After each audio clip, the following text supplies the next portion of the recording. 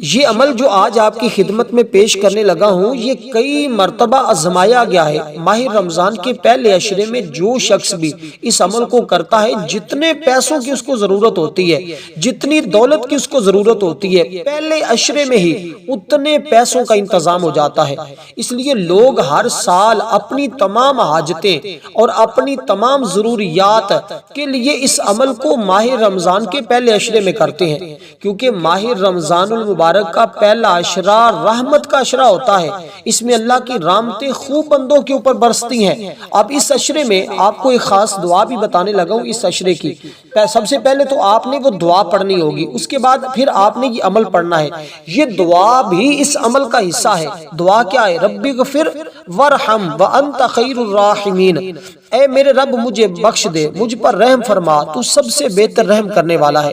یہ رمضان المبارک کے پہلے عشرے کی دعا ہے۔ پہلا عشرہ کتنے دن تک ہوتا ہے؟ یعنی پہلے 10 دنوں کو پہلا عشرہ کہتے ہیں، دوسرے 10 دنوں کو دوسرا عشرہ کہتے ہیں، پھر اسی طرح آخری جو 10 دن ہوتے ہیں ماہ رمضان کے، ان کو آخری عشرہ کہا جاتا ہے۔ تو یہ پہلے عشرے کے اندر اگر آپ نے یہ عمل کر لیا تو آپ کی تمام ضروریات اس عمل کی بدولت اللہ پوری فرما دیتا ہے، کیونکہ ماہ رمضان المبارک کا یہ بابرکت مہینہ ہے کہ اس کی ہر رات ہی برکتوں والی ہے، ہر گھڑی ہی رحمتوں والی ہے۔ لیکن جو پہلا عشرہ ہے، اس کی فضیلت حدیث پاک میں بھی آئی ہے، اور بہت سارے لوگوں نے پہلے عشرے میں بہت ساری برکتیں حاصل کی ہیں۔ تمام مسلمانوں کے لیے یہ بابرکت مہینہ ہے۔ اب آپ نے کرنا کیا ہے؟ کیونکہ اس کے پہلے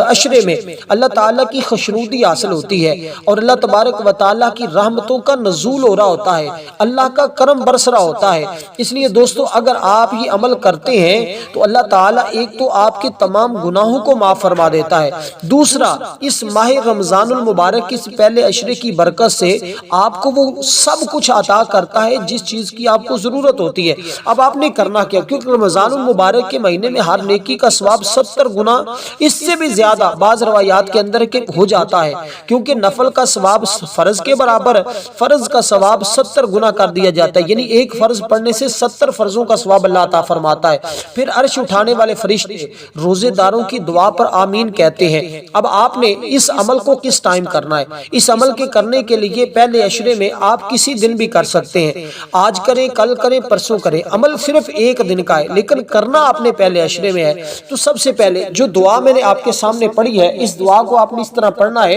کہ سب سے پہلے تعوذ اور تسمیہ پڑھ کر ایک مرتبہ آپ نے حضور نبی پاک صلی اللہ علیہ وسلم کی ذات پر درود پاک پڑھنا ہے۔ حضرت انس بن مالک رضی اللہ تعالیٰ عنہ سے مروی ہے، رسول پاک صلی اللہ علیہ وسلم نے ارشاد فرمایا، ہر دعا آسمان کے درمیان ایک حجاب پردہ ہوتا ہے، یہاں تک کہ نبی علیہ السلام کی ذات پر درود پاک پڑھا جائے، پر جب درود پڑھا جاتا ہے تو وہ پردہ ہٹ جاتا ہے اور دعا جو ہے وہ آسمان کی طرف داخل ہو جاتی ہے، اگر ایسا نہ ہو تو وہ واپس لٹا دی جاتی ہے۔ اس لیے آپ نے جب اس عمل کو کرنا ہے تو عمل کے اول آخر درود پاک ضروری ہے۔ اس دعا کے اول آخر آپ نے صرف ایک مرتبہ درود پاک پڑھنا ہے۔ یہ دعا جو میں نے آپ کے سامنے پڑھی ہے، اس کو پڑھیں گے تو اس کی برکتیں پہلے عشرے کی آپ کو ملیں گی۔ اب بات یہ ہے کہ آپ نے کتنی بار پڑھنا ہے۔ اس دعائے مبارکہ کو آپ نے کوئی زیادہ نہیں ہے، صرف 10 بار پڑھنا ہے، کیونکہ 10 دن ہوتے ہیں اس پہلے عشرے کے، اور 10 بار آپ نے اس دعائے مبارکہ کو پڑھنا ہے۔ اب جو عمل میں آپ کو بتانے لگا وہ بھی بالکل آسان سا ہے،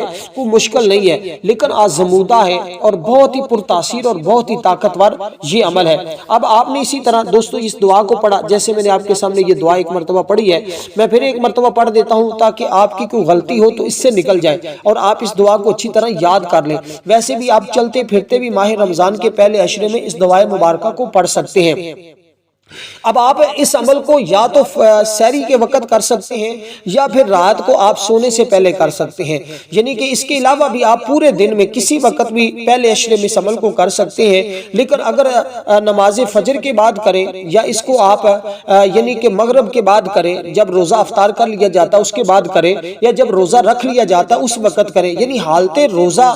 صبح کے وقت کریں یا افطاری کے ٹائم، سحری یا افطاری 2 ٹائم ہے اس عمل کے، تو آپ ان دونوں وقتوں میں جس جس وقت چاہیں اس عمل کو کر سکتے ہیں۔ دیکھیں اللہ تبارک و تعالی نے ماہ رمضان کے پورے مہینے کی ہر رات میں برکتیں رکھی ہیں، ہر رات میں رحمتیں ہیں۔ ایک نیک آدمی تشہد کے لیے بیٹھا، نبی پاک صلی اللہ علیہ وسلم پر درود پاک پڑھنا بھول گیا، اس نے خواب میں رسول پاک صلی اللہ علیہ وسلم کی زیارت کی۔ آقا علیہ الصلوۃ والسلام اس کی طرف کھڑے ہوئے اور اس سے فرمایا کہ تو مجھ پر درود پڑھنا کیوں بھول گیا؟ اس نے عرض کی یا رسول اللہ صلی اللہ علیہ وسلم، میں اللہ تعالیٰ کی ثنا اور عبادت میں اس قدر مشغول ہوا کہ آپ پر درود پڑھنا بھول گیا۔ پس آقا علیہ الصلوۃ والسلام نے ارشاد فرمایا کیا تو میں میرا یہ فرمان نہیں سنا کہ اعمال موقوف ہو جاتے ہیں، دعائیں روک دی جاتی ہیں یہاں تک کہ مجھ پر درود پڑھا جائے؟ اگر کوئی بندہ قیامت کے دن یعنی کہ وہ برابر دنیا والوں کے برابر نیکیاں لے آئے اور اس نے میری ذات پر درود پاک نہ پڑھا ہو تو اس کی نیکیاں روک لی جائیں گی اور اس سے کوئی چیز قبول نہیں کی جائے گی۔ اس لیے جب عمل کے اول آخر ہم درود پاک پڑھتے ہیں تو وہ ہر حال میں اللہ کی بارگاہ میں قبول ہو جاتا ہے۔ اب آپ نے اول آخر جیسے میں نے کہا کہ اس دعا کے اول آخر صرف ایک بار درود پاک پڑھنا ہے، اور جتنی بار یہ دعا میں نے آپ کے سامنے کہا ہے آپ نے اس تعداد میں کمی پیشی نہیں کرنی۔ بس چند ایک چیزیں ہوتی ہیں جو بڑی اہم اور انتہائی ضروری ہوتی ہیں، اگر آپ اس پر عمل کرتے ہیں تو آپ کو اس کے بے پناہ فیض و برکات حاصل ہوتے ہیں۔ اب آپ نے دوستو اسی طرح اس کو پڑھنے کے بعد، یہ دعا پڑھنے کے بعد اب آپ نے 11 مرتبہ حضور سرور کونین امام الانبیاء خاتم النبیین کی ذات پر درود پاک پڑھنا ہے، جو ہم نماز کے اندر پڑھتے ہیں۔ اللہم صلی علی محمد وعلی آل محمد کما صلیت علی ابراہیم وعلی آل ابراہیم انک حمید مجید، اللہم بارک علی محمد وعلی آل محمد کما بارکت علی ابراہیم وعلی آل ابراہیم انک حمید مجید۔ اس طرح آپ اس کو پڑھیں گے۔ یہ پڑھنے کے بعد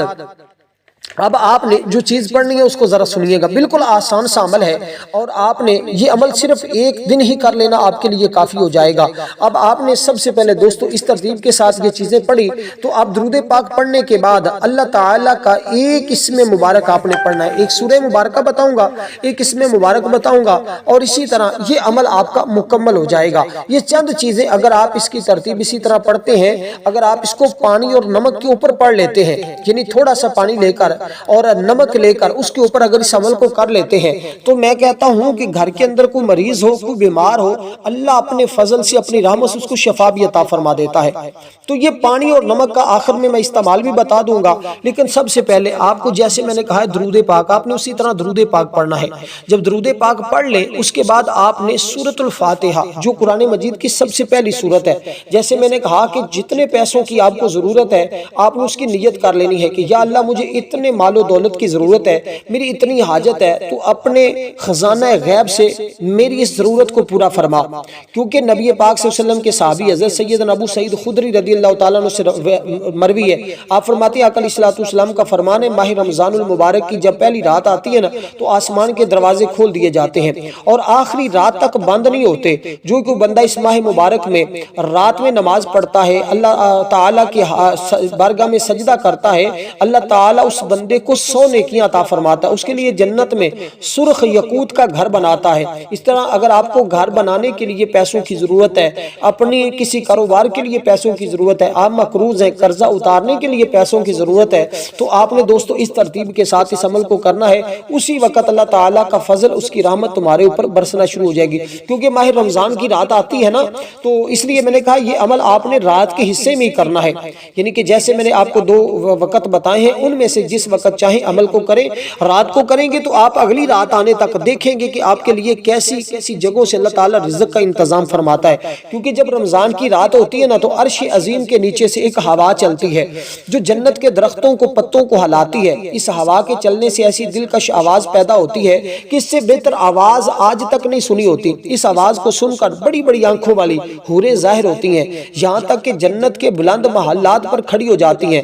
ہے کوئی اللہ تعالیٰ سے مانگ لے آج ہمارا نکاح اس سے کر دیا جائے گا، پھر وہ حوریں اللہ تبارک و تعالیٰ کی بارگاہ میں عرض کرتی ہیں، فریاد کرتی ہیں، تو اللہ تعالیٰ فرماتا ہے کہ میں نے آپ کا نکاح ہر اس شخص سے کر دوں گا جو روزے دار ہوگا۔ اس لیے دوستو اب جنت کی حوریں بھی اس کو نصیب ہوتی ہیں، دنیا میں بھی اس کے لیے مال و دولت کا انتظام کر دیا جاتا ہے، اس کے تمام راستے ہموار ہو جاتے ہیں، تمام رکاوٹیں ختم ہو جاتی ہیں، ہر پریشانی اور دکھ اور مصیبت سے اس کو نجات مل جاتی ہے۔ اب آپ نے دوستو یہ سورہ مبارکہ کو آپ نے اس طرح پڑھنا ہے، بسم اللہ الرحمن الرحیم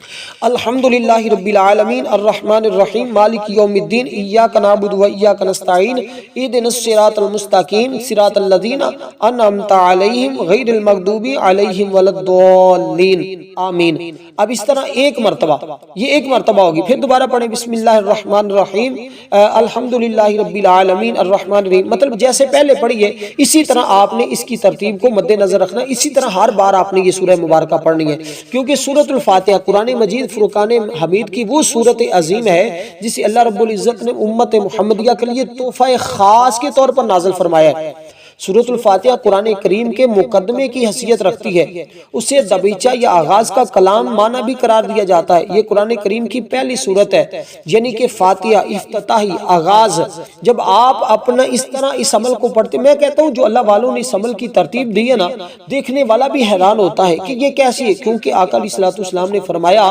یہ سورت یہ ام القرآن ہے، یہ ام الکتاب ہے، یہ سب مسانی ہے، یہ ایسی سورت ہے جو اللہ تعالیٰ کی بارگاہ سے عرش کے نیچے سے اتری ہے، عرش کے خزانوں سے آئی ہے، اس لیے اس سورت کو پڑھنے والے کے لیے اللہ خزانوں کا انتظام فرماتا ہے، اللہ ایسی جگہ سے رزق کا انتظام فرماتا ہے جہاں اس بندے کا وہم و گمان نہیں ہوتا، ہر مرض کا علاج اس کے اندر موجود ہے۔ ایک دفعہ صحابہ کرام تشریف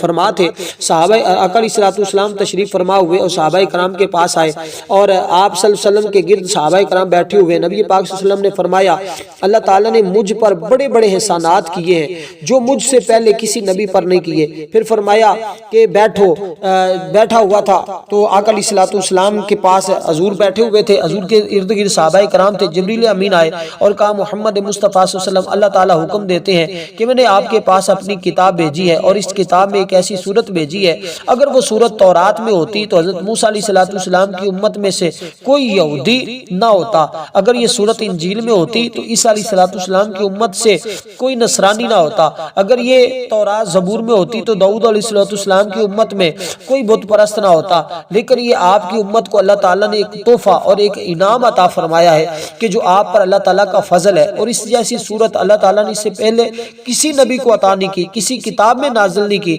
جس طرح کی صورت اللہ رب العالمین نے آپ کو عطا فرمائی ہے اور آپ کے غلاموں کو عطا فرمائی ہے۔ جو بھی آپ کا امتی، آپ کا غلام اس سورہ مبارکہ کو پڑھے گا، اللہ تعالیٰ تمام آسمانی کتابیں پڑھنے کے برابر آپ کے اس غلام کو، آپ کے اس امتی کو ثواب عطا فرمائے گا۔ اب اندازہ لگائیے یہ کیسی مبارک صورت ہے کہ جس کو پڑھنے سے اللہ تعالیٰ تمام آسمانی کتابوں کے برابر ثواب عطا فرما رہا ہے۔ اس لیے وہ لوگ بڑے خوش نصیب ہوں گے جو لوگ آج اس قرآن پاک کی سورت مبارکہ کو اس طرح پڑھیں گے، اللہ کی رحمتیں ان کے اوپر کس قدر برستی جائیں گی، اس بات کا اندازہ شاید آپ تب کریں جب آپ اس عمل مبارکہ کو کریں گے۔ اب آپ نے زندگی کا خوبصورت راز پوچھنا ہے کہ زندگی کیسے خوبصورت ہوتی ہے، اس کے لیے اس سورت کو پڑھیں۔ میں الحمدللہ اس سورہ مبارکہ کو روزانہ 40 بار پڑھتا ہوں اور میں نے اس کی اتنی برکتیں دیکھی ہیں، اتنے اس کے معجزات دیکھے ہیں، اتنے کرم رب کا دیکھا ہے کہ جب بھی کبھی کسی چیز کی حاجت ہوئی اللہ تعالیٰ نے اپنے رحمت سے، اپنے فضل سے پوری فرما دی۔ اب آپ نے اس سورہ مبارکہ کو صرف اور صرف 3 مرتبہ پڑھنا ہے، جیسے میں نے آپ کو پڑھنے کا طریقہ بتایا اور سمجھایا ہے۔ اگر آپ اس طرح پڑھ لیتے ہیں تو اس کے بعد آپ نے اللہ تعالیٰ کا ایک اسم مبارک پڑھنا ہے۔ اب عمل بالکل آسان سا ہے، سادہ سا ہے، لیکن اس کی عمل کی کرنے کی ترتیب جو ہے وہ بڑی عالی شان ہے، بڑی مبارک ترتیب ہے۔ میں نے اس سورہ مبارکہ کو پڑھنے والے کو کبھی محروم ہوتے ہوئے نہیں دیکھا۔ کہتے ہیں ارجنٹ پیسوں کی ضرورت ہو، ارجنٹ کسی کام کی ضرورت ہے، ارجنٹ جس چیز کی ضرورت ہے، اگر اس کے لیے انتظامات نہیں ہو رہے، آپ اس سورہ مبارکہ کو پڑھیں، اللہ اس کی برکت سے تمہارے تمام کاموں میں آسانی پیدا فرما دے گا، کیونکہ اللہ تعالیٰ نے اس ماہ رمضان المبارک میں برکتیں اتنی رکھی ہیں، اس ماہ رمضان المبارک کے مہینے میں رحمتیں اتنی رکھی ہیں، اللہ کا فضل ہی اتنا برستا ہے کہ کوئی بھی شخص اللہ کے فضل سے، اس کی رحمت سے خالی نہیں ہوتا، کیونکہ آقا علیہ الصلوۃ والسلام نے خود ارشاد فرمایا کہ وہ لوگ بڑے خوش نصیب ہیں، وہ لوگ بڑے مقدر والے ہیں جو ماہ رمضان المبارک کا مہینہ آتا ہے تو اس کے روزے رکھتے ہیں اور اللہ کا فضل حاصل کرتے ہیں۔ تو روزہ رکھنے سے گناہ بخش دیے جاتے ہیں، اس لیے کم از کم آپ ایک روزہ ماہ رمضان المبارک کے روزے ضرور رکھیں۔ غلامان مصطفیٰ کو اللہ تبارک و تعالی جنت میں وہ درجہ عطا فرماتا ہے جو اس سے پہلے کسی کو عطا نہیں کیا گیا، اس لیے آپ نے روزہ، اور اس کی جزا ہے کیا؟ بے شک حضور فرماتے ہیں کہ بے شک روزہ ایک ایسی عبادت ہے کہ جس پر بندے کے حواس واقع نہیں ہو سکتے، بس اس کو روزہ دار اور اللہ تعالیٰ ہی جانتا ہے۔ چنانچہ روزہ ایک ایسی عبادت ہے جو رب اور بندے کے درمیان کی ہے۔ یہ ایسی عبادت اور طاعت ہوتی ہے کہ جس کو صرف اللہ تعالیٰ ہی جانتا ہے، تو اس کی ذات کی طرف منسوب ہے۔ الصوم لی وانا اجزی بہ، روزہ میرے لیے ہے اور میں خود اس کی جزا دوں گا۔ نیز اللہ تعالیٰ نے روزے کو اپنی طرف منسوب کیا کہ روزہ ایک ایسی عبادت ہے جسے اللہ تعالیٰ کسی کی شراکت واقعہ نہیں ہے، اور اللہ تعالیٰ کل قیامت کے دن روزے داروں کو اپنی بارگاہ میں اپنا دیدار کروائے گا۔ حضور فرماتے ہیں روزے دار کے لیے دو خوشخبریاں ہیں، ایک تو افطار کے وقت، ایک فرمایا قیامت کے دن جب وہ اپنے رب کی بارگاہ میں پہنچے گا تو اس کو اللہ تعالیٰ کا دیدار نصیب ہوگا۔ اور روزے دار کے منہ کی بو اللہ تعالیٰ کو کستوری عنبر سے بھی زیادہ پیاری ہے اور محبوب ہوتی ہے، کیونکہ بندہ اس کی رضا کے لیے روزہ رکھتا ہے، اس کی اطاعت اور فرما برداری کے لیے روزہ رکھتا ہے، اپنے رب کو راضی کرنے کے لیے روزہ رکھتا ہے۔ اس لیے دوستو ماہ رمضان المبارک کی فضیلت کو سمجھتے ہوئے ہرگز اس کو سستی میں نہ گزارے، غفلت میں نہ گزارے، ورنہ زندگی تو وہ انسان کی ہے جو گزر جائے گی، لیکن یہ موقع، یہ وقت بار بار ہاتھ میں نہیں آئے گا۔ اب دوستو آپ نے اسی طرح کوئی بھی شخص آپ میں سے کسی مرض کے اندر مبتلا ہے تو وہ بھی اس عمل کو کر سکتا ہے۔ آپ نے کرنا کیا ہے، پانی لینا ہے 1 گلاس، اور آپ نے 1 چٹکی نمک لینا ہے، اور آپ نے نمک علیحدہ رکھنا ہے، پانی علیحدہ رکھنا ہے، یہ دونوں چیزیں اپنے سامنے رکھ لینی ہے۔ اس کے اوپر آپ نے یہ عمل کرنا ہے۔ آپ جب عمل مکمل کریں گے تو پھر آپ نے سب سے پہلے پانی کو نمک کے اوپر دم کرنا ہے، پھر آپ نے پانی کے اوپر دم کرنا ہے۔ اب جو میں آپ کو اس کے بعد اس میں مبارک بتانے لگا ہوں وہ اس میں مبارک ہے اللہ تبارک و تعالیٰ کا یا سلام، جس کا مطلب ہوتا ہے اے سلامتی والے۔ اللہ تعالیٰ ہر قسم کی کمی اور نقص سے سلامت ہے، وہ اپنے بندوں کو سلامتی دینے والا ہے۔ اللہ تعالیٰ نے کائنات کی تمام چیزوں کو سلامتی کی حالت میں پیدا فرمایا ہے، اور جب ان میں شیطانی قوت فتنہ فساد پیدا کرنے کی کوشش کرتی ہے نا، اللہ اپنی صفت کی بنا پر اس پر سلامتی پیدا کر دیتا ہے۔ جہاں امن خراب ہونے لگے وہاں بد امنی کے بعد پھر امن اور سلامتی پیدا کر دیتا ہے۔ انسان کو عموماً 4 چیزوں میں سلامتی کی بھی ضرورت رہتی ہے۔ وہ کہتا ہے اس کا ایمان سلامت رہے، دنیا سے جائے تو ایمان کی حالت میں جائے، اس کی جان سلامت رہے، اس کا مال سلامت رہے، اس کا مکان سلامت رہے۔ جب ان چیزوں کی سلامتی کو خطرہ ہو تو اللہ تعالیٰ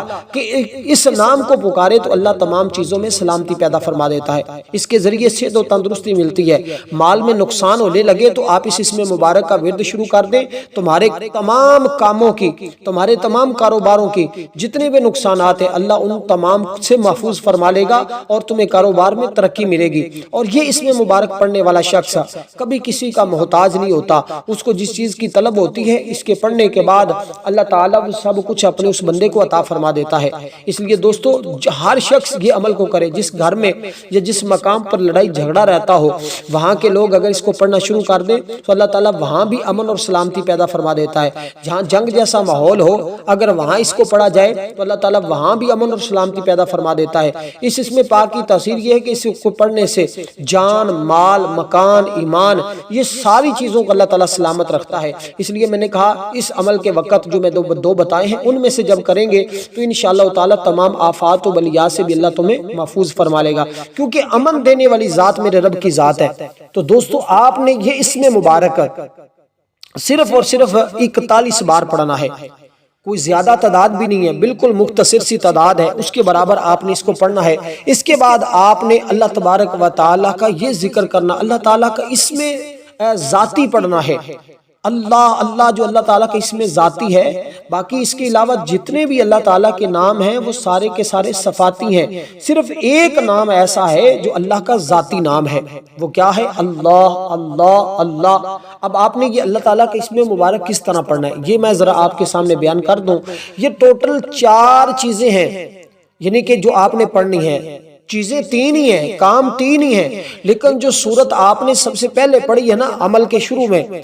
وہی سورت مبارکہ آپ نے آخر میں بھی پڑھنی ہوگی۔ میں آپ کو ترتیب جو سمجھا رہا ہوں آپ نے بس ترتیب کو سمجھتے آنا ہے۔ بالکل یہ ساری چیزیں آپ کو آتی ہیں، بچے کو یہ حفظ ہوتی ہیں، صرف ان چیزوں کی ترتیب کا مسئلہ ہوتا ہے۔ اگر ترتیب کے مطابق کر لیا جائے تو عمل میں کامیابی ملتی ہے۔ میں نے کئی لوگوں کو دیکھا ہے کہ اس عمل کو کرتے ہیں تو اللہ تعالیٰ اپنا فضل اور رحمت برساتا ہے، تو کیونکہ اللہ تعالیٰ کی ذات وحدہ لا شریک ہے، اس کا کوئی شریک نہیں ہے، اور اللہ تبارک و تعالیٰ کی ذات ہی وہ ہے کہ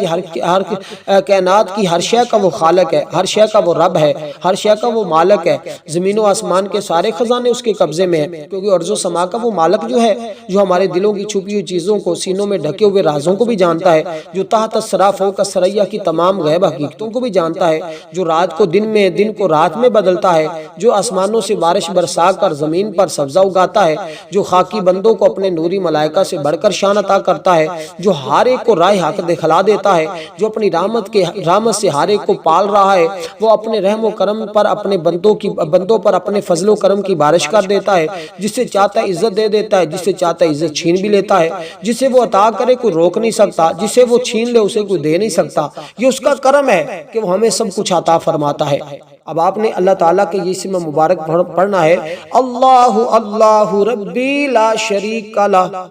اللہ اللہ ربی لا شریک لہ، اللہ اللہ ربی لا شریک لہ۔ گویا اس کائنات کو میرا رب گہری نظر سے دیکھتا ہے، اور ہمیں اس کائنات میں اس کے جلووں کے سوا کچھ نظر ہی نہیں آتا۔ اس لیے میرے دوستو،